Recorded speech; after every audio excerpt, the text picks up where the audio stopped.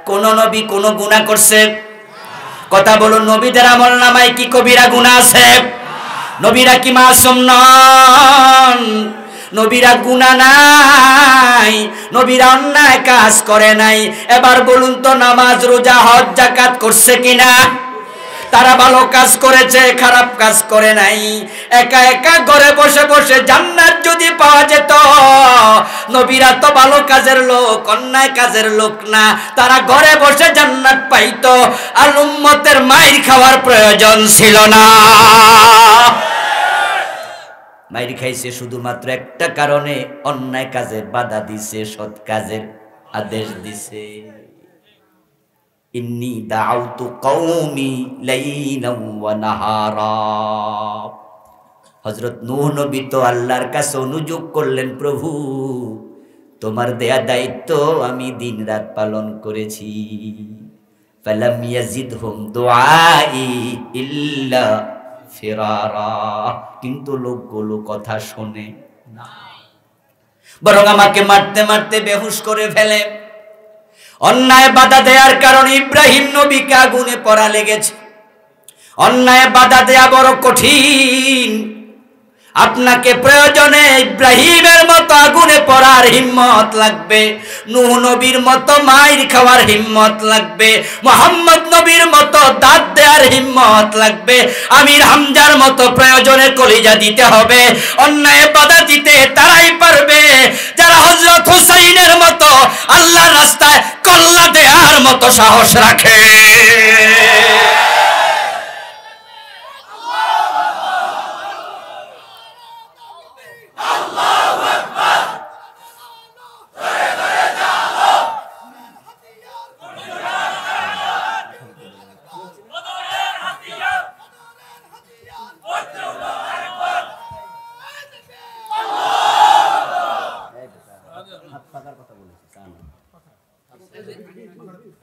আমার প্রিয় ভাইরা, অন্যায় দেখে বাধা যদি আপনি না দেন, তাহলে প্রমাণ হলো সৃষ্টির শ্রেষ্ঠ মাখলুকের দায়িত্ব পালন করেন নাই। এখন অন্যায় সমাজে যদি সয়লাভ হয়ে যায়, আল্লাহর পক্ষ থেকে আযাব গজব আসার সম্ভাবনা আছে না নাই? ওয়াত্তাকু ফিতনাতাল লা তুসিবান্নাল্লাযীনা যালামু মিনকুম খাসসা।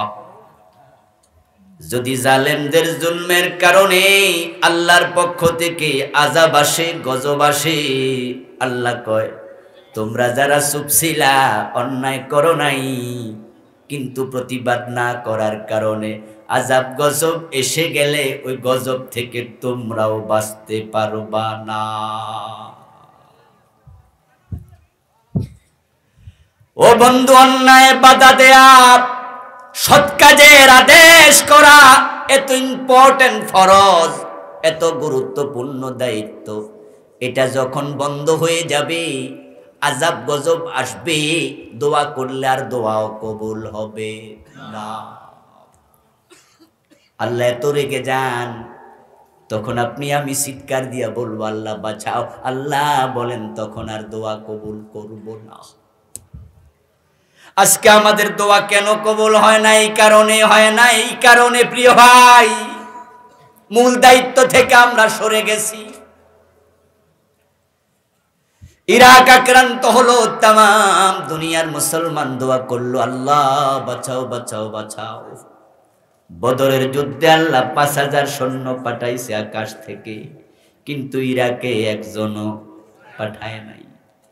মায়ানমারে যখন মুসলমানদেরকে কচু কাটা করলো, পাখির মতো গুলি করলো, আমরা সবাই দোয়া করলাম কাবার ইমামকে আমি বর্মা বর্মা বলে জুমার খুতবায় এবং তারাবির নামাজে কুনুতের মাঝে বর্মার জন্য বারবার দোয়া করতে শুনেছি, কিন্তু ওই মায়ানমারে একটা ফেরেশতাও আকাশ থেকে আসে নাই। কাবা যখন ভাঙতে এসেছিল, আব্রাহা আল্লাহ বাবিল পাঠাইছে। ওই আলোচনা কোরআনের সূরা ফিলের মাঝে আছে না নাই? কিন্তু বাবরি মসজিদ যখন ভাঙ্গে, কত দোয়া আমরা করেছি, একটা পাখিও আসলো না। কারণটা কি? আমাদের দোয়া কবুল কেন হয় না? আত্মসমালোচনা করা দরকার আছে না নাই?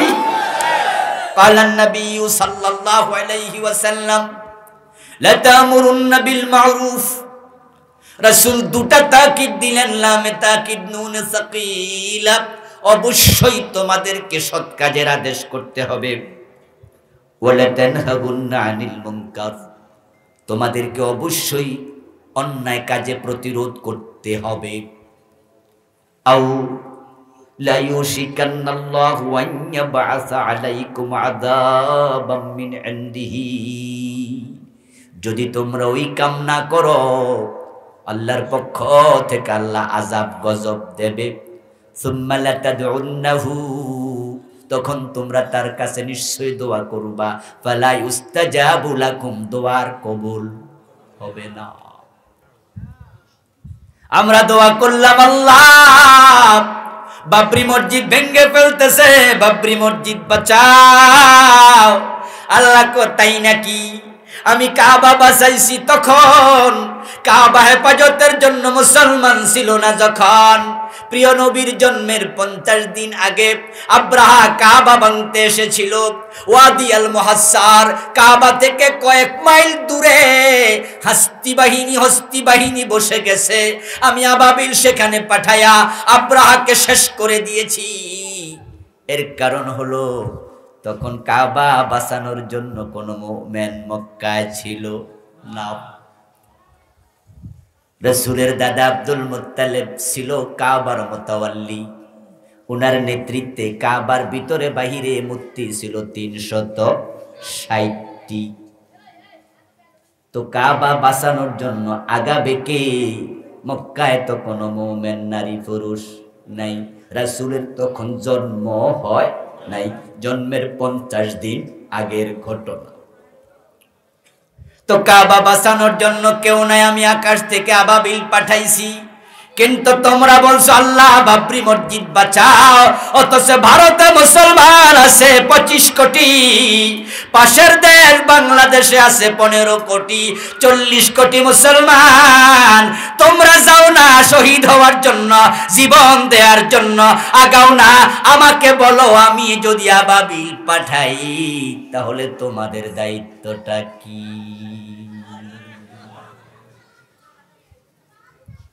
মায়ানমারে মুসলমান মারে, আমরা মুসলমানেরা বলি আল্লাহ মায়ানমার বাঁচাও বাঁচাও। বাংলাদেশ সৈন্য পাঠায় না, পাকিস্তান সৈন্য পাঠায় না, তুরস্ক সৈন্য পাঠায় না, সৌদি আরব পাঠায় না, কাতার পাঠায় না, দুবাই পাঠায় না। 65টা মুসলিম রাষ্ট্র, 57টা ওআইসির সদস্য, কেউ সৈন্য পাঠায় না।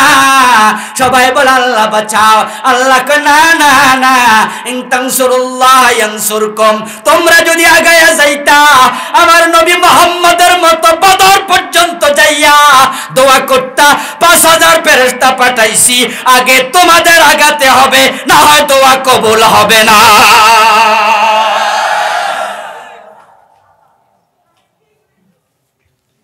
তুমি মসজিদের কোনায় ঢুকে বলবা আল্লাহ আপনি বাঁচান, তাহলে তোমার দায়িত্বটা কি? তা'মুরুনা বিল মারুফি ওয়া তানহাউনা আনিল মুনকার, এই কাজ তোমরা ছেড়ে দিয়েছো, দোয়া কবুল হওয়া বন্ধ। দোয়া ইবাদত, আদ-দুআ মুখুল ইবাদত। হাসান পর্যায়ের হাদিস, হাদিস গ্রহণযোগ্য, মাউদু নয়। হাসান পর্যায়ের হাদিস, দোয়া সব ইবাদতের মগজ, দোয়ার দাম আছে। রাসূল দোয়া করেছে, দোয়া আমরাও করব। আল্লাহর সাহায্য চাইতেই হবে, কিন্তু দোয়ার সিস্টেম রাসূলের মতো না হলে হবে না। আল্লাহ বলো, ও নবী বদরে যাও, যুদ্ধ করো আবু জেহেল বাহিনীর সাথে। রাসূলুল্লাহ যুদ্ধের মাঠে চলে গেলেন 313 জন মুজাহিদ নিয়ে।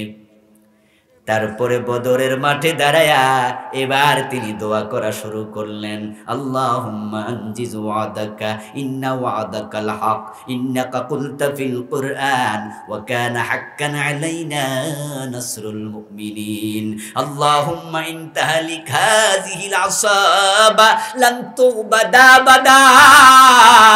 ও আমার আল্লাহ, আমার সামর্থ্যের সবটুকু নিয়ে আমি চলে এসেছি, পালাতে আসি নাই। তুমি ওয়াদা করেছ কোরআনে মুমিনদের সাহায্য করা তোমার দায়িত্ব, সে সাহায্য চাই, ওয়াদার পূর্ণতা চাই। যদি সাহায্য না পাঠাও আমরা পালাবো না, শহীদ হয়ে যাব। তবে প্রভু, এই জমিনে তোমার ইবাদত করার মতো আর কেউ থাকবে না। দোয়া করেছেন যুদ্ধের মাঠে পৌঁছে নাকি মসজিদের কোনায় ঢুকে? এখন আমরাও দোয়া করি কই? মসজিদের কোনায়। আমরা দোয়া করি এখন মসজিদের কোনায়, ওখানে তাসবিহ টিপে টিপে আমরা জান্নাত খুঁজতেছি। অথচ সাহাবারা জান্নাত খুঁজেছে তলোয়ারের ছায়ার নিচে, দোয়া করেছে যুদ্ধের ময়দানে গিয়া নবী মুহাম্মদ নিজে। আর আমরা কোনায় যখন মসজিদের ঢুকে গেছি, দোয়া কবুল হওয়া বন্ধ হয়ে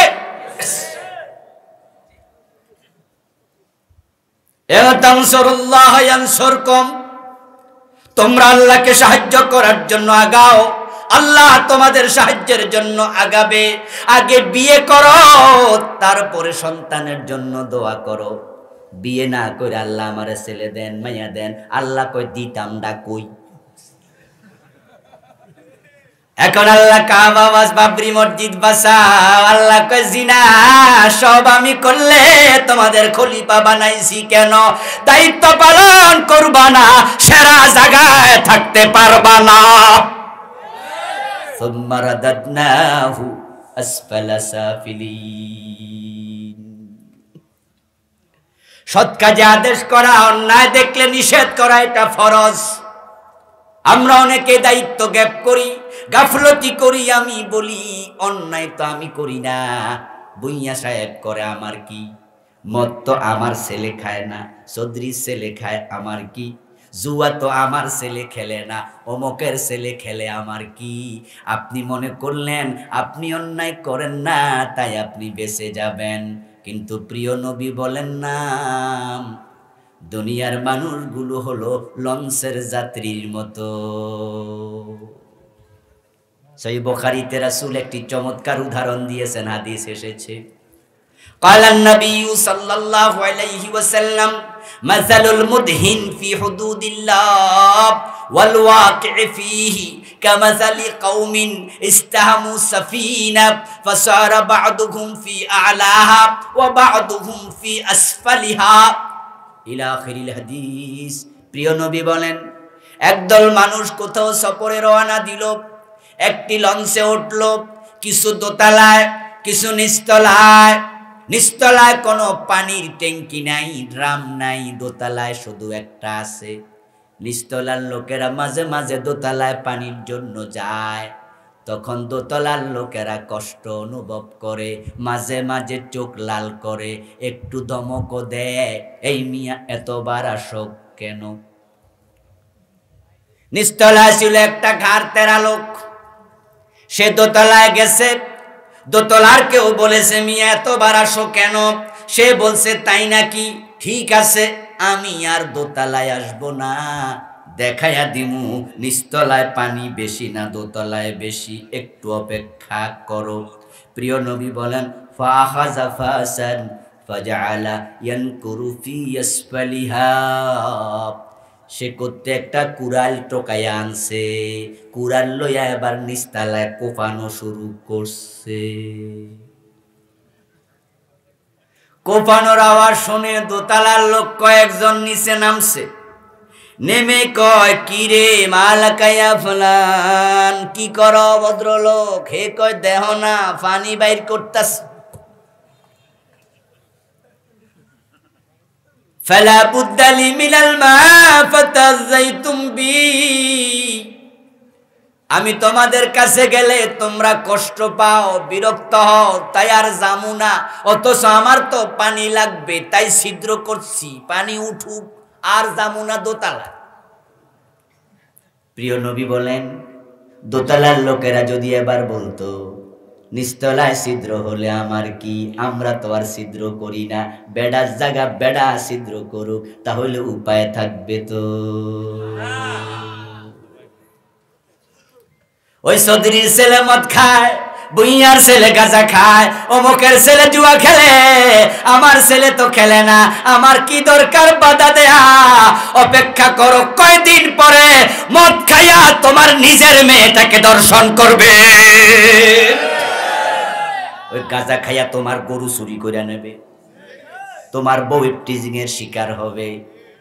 একই নৌকার দোতলা যদি ছিদ্র হয়, নিচতলা যদি ছিদ্র হয়, দোতলার বাসিন্দা যদি কয় আমার কি, রাসূল বলেন কিছুক্ষণ পরে ঘটনা যা ঘটবে, নৌকার তলায় ছিদ্র হলে ছিদ্রকারী যেমন ডুববে, অন্যরাও সমানভাবেই ডুববে। ঠিক আপনারা যারা সমাজে অন্যায় দেখে চুপ করে আছেন, গজব আসলে আল্লাহর গজব থেকে কেউ বাঁচতে পারবে না, এটাই নিয়ম। এলাকায় বৃষ্টি হয় না 6 মাস 8 মাস, খরা চলছে। আল্লাহর এক বান্দা তাহাজ্জুদ গুজার ভালো মানুষ, মুজাহিদ, তাহাজ্জুদ পড়ে আল্লাহর কাছে হাত তুলে বলে, আল্লাহ বৃষ্টি দাও। এতদিন দোয়া করি নাই, কিন্তু আজকে দোয়া করছি আমি, ও আল্লাহ আমার হাত ফিরায়ও না। হাত তুললে আল্লাহ হাত ফিরায় না, এমন কিছু আল্লাহর বান্দাও আছে না নাই? ওদেরকে বলা হয় মুস্তাজাবুদ দাওয়া। কিছু ভালো মানুষ এখনো আছে, তাই তো এখনো আসমান জমিনটাও টিকে। তবে ভালো মানুষের সংখ্যা কমে গেছে, নাই এটা নয়, না থাকলে আসমান জমিনটা থাকতই।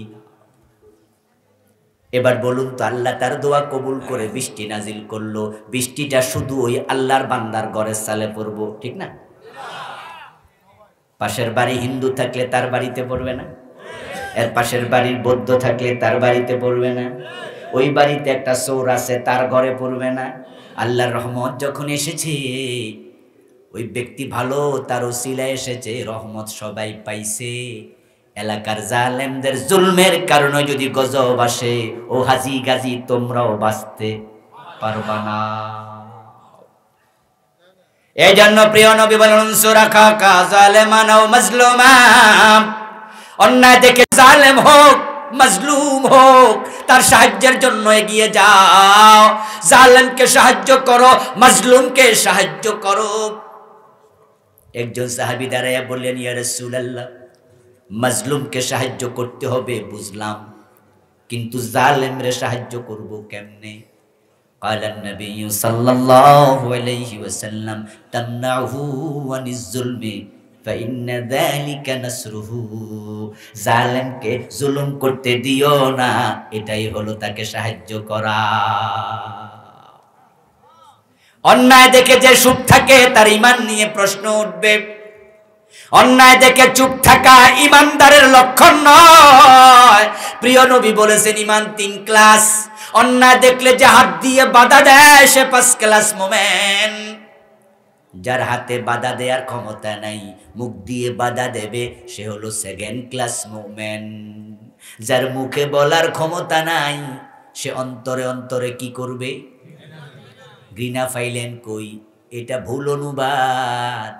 অন্তরে পরিকল্পনা করবে, এটা হলো সবচেয়ে দুর্বল মুমিন। মান রামিনকুম মুনকারান ফালিয়ুগাজ্জিরহু বিয়াদি ফাইন লাম ইস্তাতি ফাবিলিসানি ফাইন লাম ইস্তাতি ফাবিকলবিহি ওয়া যালিকা দুআফুল ঈমান।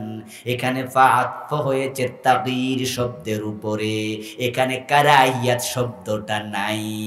যে ব্যক্তি অন্যায় দেখবে ফালিয়ুগাজ্জিরহু, সে উল্টায়া দেবে, প্রতিরোধ করবে হাত দিয়া। যদি হাতে ক্ষমতা না থাকে তাহলে প্রতিরোধ করবে জবান দিয়া, যদি জবানের ক্ষমতা না থাকে প্রতিরোধ করবে অন্তর দিয়া।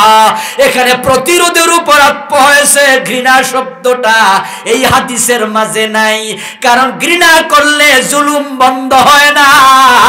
যাদের ক্ষমতা নাই তারাও অন্তরে পরিকল্পনা করবে। ভুল অনুবাদ ঢুকাই দিছে, কে বা কারা আল্লাহ জানে। ঘরে ঢুকেছে চোর, আলমারির তালা ভেঙেছে, স্বর্ণ অলংকার পকেটে ঢুকাচ্ছে, আপনি সজাগ হয়ে গেলেন। আপনি যদি শক্তিশালী লোক হন, সাহসী মানুষ হন, তাহলে পিছন দিয়া মাজা বরাবর সাইপা ধরা কিল ঘুষি শুরু। এই বেটা আমার ঘরে চোর, ঢুকলি কেন? মায়ের দিবেন, রড থাকুক লাঠি থাকুক, মারো পিটনি। এটা হলো 1 নাম্বার সাহসী গৃহস্থ। কিন্তু আপনি ভিতর ডিম, মনে মনে কন যদি বেড়ারে ধরি বেড়া আমারে ধরে। এমন কিছু লোক আছে না? এখন আপনি কি করবেন? যদি আপনি চুপ করে থাকেন স্বর্ণ অলংকার চুরি হয়ে যাবে, তাই কমপক্ষে মুখে আওয়াজ করুন চোর। তাহলে বেড়া মারবো, দৌড়, পাশের বাড়ির চাস্তো ভাইও আসবে, ঠিক নেই? খালাতো ভাই পাড়া প্রতিবেশী আসবে, মুখে প্রতিরোধ করো। এখন আপনি মুখে বলার মতো ক্ষমতাও আপনার নাই, আপনি এত ভীতু। এবার যদি কম্বলের নিচে শুয়ে শুয়ে বলেন চুরিকে আমি ঘৃণা করি, চুরি বড় খারাপ জিনিস, মাল বাঁচবে তো?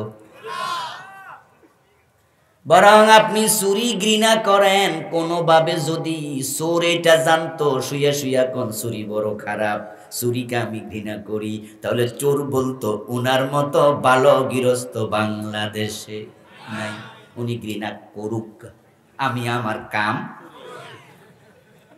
আপনাদের কাছে আমি জানতে চাই, অন্তরে অন্তরে পরিকল্পনা করবেন নাকি ঘৃণা করবেন?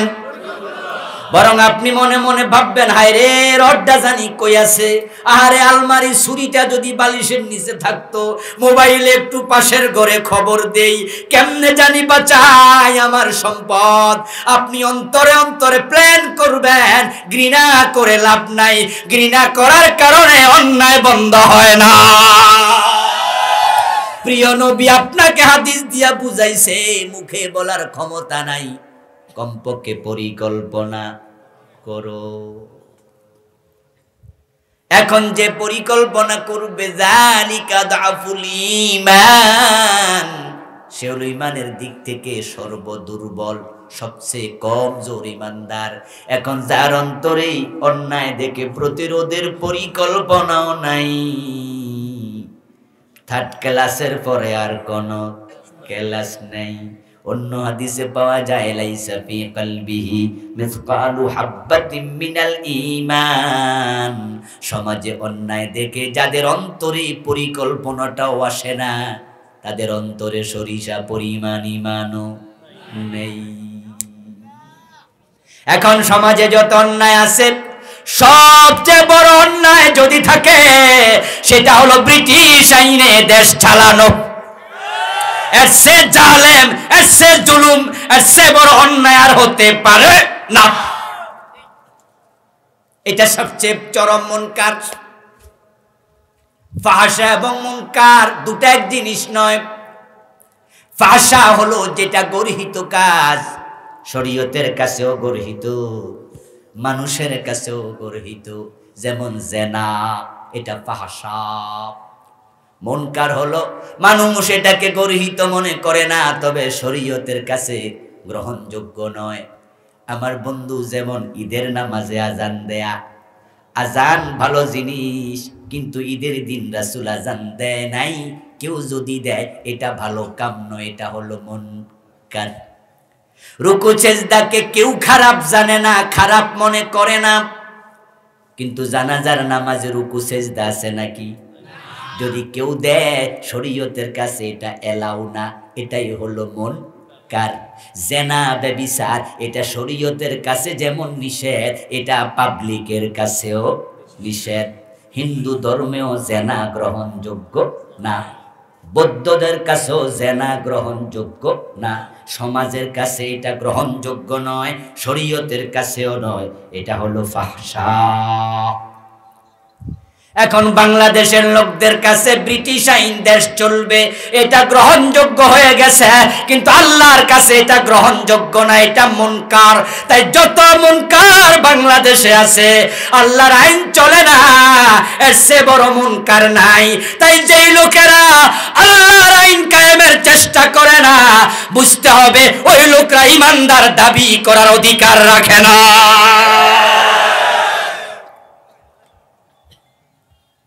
তাই আল্লাহর জমিনে আল্লাহর আইন কায়েমের জন্য চেষ্টা করতে হবে। আল্লাহর আইন জমিনে নাই, কায়েমের জন্য প্রয়োজনে তলোয়ার হাতে নিতে হবে, প্রয়োজনে যুদ্ধে অবতীর্ণ হতে হবে, মুখে বলতে হবে, টাকা পয়সা দিতে হবে, বড় সময় দিতে হবে, প্রয়োজনে জিহাদ করতে রাজি হওয়া লাগবে। সময় যেভাবে আসবে সময়ের আলোকে সিদ্ধান্ত নিতে হবে। কখনো চুপ থাকা, কখনো প্রতিবাদ করা, কখনো হাতে তলোয়ার নেয়া, কখনো হাতে কলম নেয়া, কখনো মিছিল করা, কখনো মিটিং করা। আপনার সুযোগ আসবে যখন, সুযোগ কাজে লাগাতেই হবে তখন। এই কাজের জন্য মানুষকে আদেশ করুন, এই কাজে উদ্বুদ্ধ করুন। আবার অন্যায় অনাচার প্রতিরোধের জন্য মানুষকে উদ্বুদ্ধ করুন। এটা যদি না করেন, আপনার সুবহানাল্লাহ জিকির দিয়ে জান্নাত পর্যন্ত পৌঁছতে পারবেন না। হাদিসের সাওহাল্লাহু ইলা জিবরিল আনিকলিব মাদিনাতা কাদা বিআহলিহা।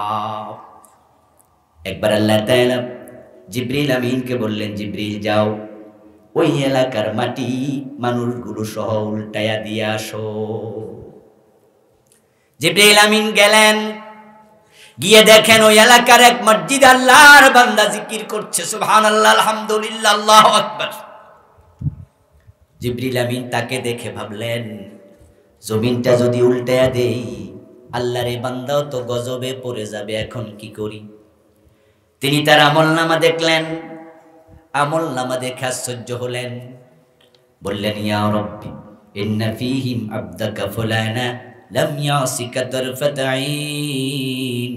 ও আমার রব, এমন একজন বান্দা তোমার তাদের মাঝে আছে যার আমলনামার মাঝে এক সেকেন্ডের জন্য কোনো গুনার কাজ নেই।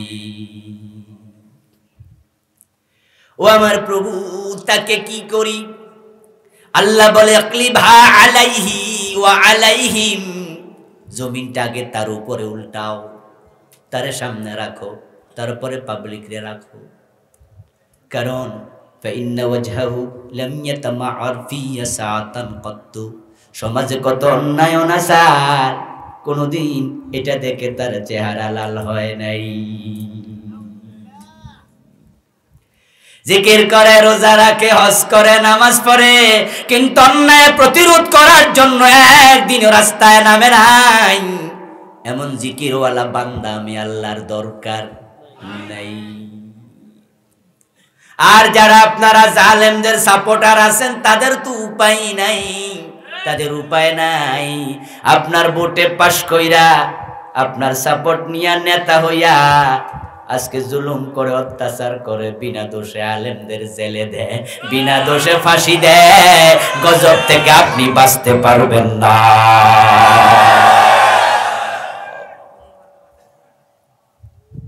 আপনি চুরি করেন না, ডাকাতি করেন না, খুন করেন না, কিন্তু আপনার নেতা খুন করে আপনার ভোটে পাশ করছে, আপনার জিন্দাবাদের সামনে আগাইছে। এখন সে যত খুন খারাপি অন্যায় করবে, ডিজিটাল সিস্টেমে আপনার আমলনামায় সব গুনাহ যোগ হতে থাকবে।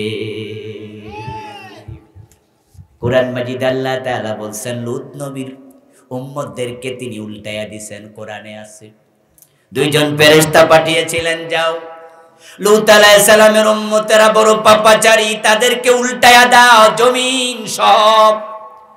দুজন ফেরেশতা আসলেন, লূত আলাইহিস সালামকে বললেন, ও আল্লাহর নবী, আল্লাহ তাআলা আমাদের পাঠিয়েছেন, আজকে রাতে আপনার উম্মতের সাথে চূড়ান্ত ফয়সালা হবে। আল্লাহ তাআলা বলেছেন, অন্ধকার হওয়ার পরে আপনার উম্মতদেরকে যারা মুমিন সাথে নিয়ে এলাকা থেকে চলে যেতে হবে। তবে আল্লাহ বলেছে আপনার বউটাকে সাথে নেওয়া যাবে না। فأنجيناه وأهله إلا امرأته كانت من الغابرين। আল্লাহ তাআলা কোরআন মাজিদে বলেন, আমি লূতকে নাজাত দিয়েছি, উম্মত যারা মুমিন তাদেরকে নাজাত দিয়েছি, বাঁচাইছি, তার বউটারে বাঁচাই নাই। রাত গভীর হলো, লূত আলাইহিস সালাম মুমিন উম্মতদেরকে সাথে নিয়ে এলাকা থেকে চলে গেলেন। আল্লাহ কোরআনে বলেন, ফামতারনা আলাইহিম মাতারা ফামতারনা আলাইহা হিজারা। ওই দুজন ফেরেশতা কোদালের মতো দুই পাশে কোপ মারছে, পুরা জমিনের পাশে হাত ঢুকাইয়া দিয়া পুরা জমিন সবটা হাতের তালুতে নিছে, উপরের দিকে তুলেছে। আমি পাথরের বৃষ্টি বর্ষণ করা শুরু করলাম, সবগুলো মানুষকে ছাই বর্ষের মতো ফুসির মতো বানায়া ছেড়ে দিলাম। জাআলনা আলিয়াহা সাফিলাহা। তারপরে এবার ফেরেশতাদেরকে বললাম, জমিনটা উল্টায়া ছেড়ে দাও। ফেরেশতারা জমিনটাকে তুলতে তুলতে আকাশ পর্যন্ত নিলেন, তারপরে উল্টায়া ছেড়ে দিলেন। হযরত লূত আলাইহিস সালাম দূর থেকে আওয়াজ শুনলেন, বিকট আওয়াজ।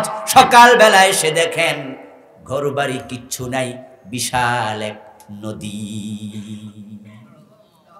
ওই নদীটা এখনো আছে না নাই? জর্ডানে পাওয়া যায় ডেড সি, লূত সাগর। এই ঘটনার মাঝে আল্লাহ হযরত লূত আলাইহিস সালামের স্ত্রীর কথা কেন বললেন? ওই জাতির অপরাধ ছিল, তারা পুরুষে পুরুষে জেনা করত, তারা ছিল সমকামী। এই জন্য আল্লাহ গজব দিলেন। আপনাদের কাছে জানতে চাই, লূত নবীর স্ত্রী কি পুরুষ ছিলেন? আরো জোরে বলেন, তিনি কি পুরুষ না মহিলা? তো উনার অপরাধ কি? পুরুষে পুরুষে জেনা করত, তাই গজব এসেছে। উনার অপরাধ কি? তিনি তো পুরুষ নন, গজব উনার উপরও এসেছে, কারণ তিনি ছিলেন সমকামীদের সাপোর্টার। সুতরাং সাপোর্ট করতে সাবধান, জালেমদেরকে সাপোর্ট করা যাবে না। সাপোর্ট করলে গজব থেকে বাঁচতে পারবা না। যদি বাংলাদেশের 51% মুসলমান জালেমদেরকে সাপোর্ট করা বন্ধ করে দেয়, এই দেশে আল্লাহর আইন কায়েম হতে 6 মাসের বেশি লাগবে না।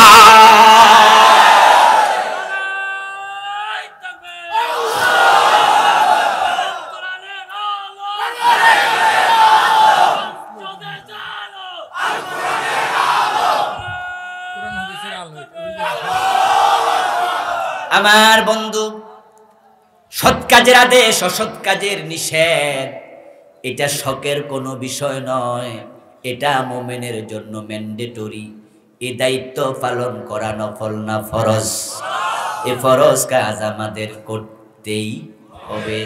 আল্লাহ তাআলার কাছে তৌফিক কামনা করে শেষ করছি, বলুন আমিন।